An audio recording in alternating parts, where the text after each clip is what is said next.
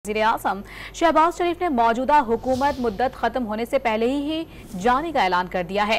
आवाम से अगले इंतखाबात में हकाइक सामने रख कर फैसला करने की दरख्वास्त भी कर दी।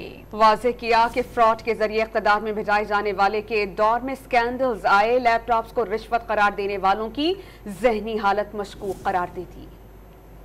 आज हमारी हुकूमत है जो कि अगले माह वो अपना मुद्दत मुकम्मल कर लेगी और मुद्दत मुकम्मल होने से पहले हम इंशाअल्लाह जाएंगे और नई इंटरिम गवर्नमेंट आएगी। मौजूदा हुकूमत कब जा रही है? वज़ीर आज़म शहबाज शरीफ ने लाहौर में लैपटॉप्स तकसीम करने की तकरीब में बता दिया। साथ ही वादा किया अवाम ने इंतखाबात में मौका दिया तो तालीम के मैदान में इनकलाब को पाया तकमील तक पहुँचाएंगे। इससे पहले लाहौर में कर्जों के चेक्स तकसीम करने की तकरीब से खिताब में कहा कि मुल्क के खिलाफ साजिश नाकाम हो चुकी। पाकिस्तान के खिलाफ बयान आया था इसराइल का और उसकी जो ताने बाने हैं, मुल्क के खिलाफ साजिश में जो मुलव्वस थे उनको अल्लाह ताला ने उनकी साजिशों को दफन कर दिया।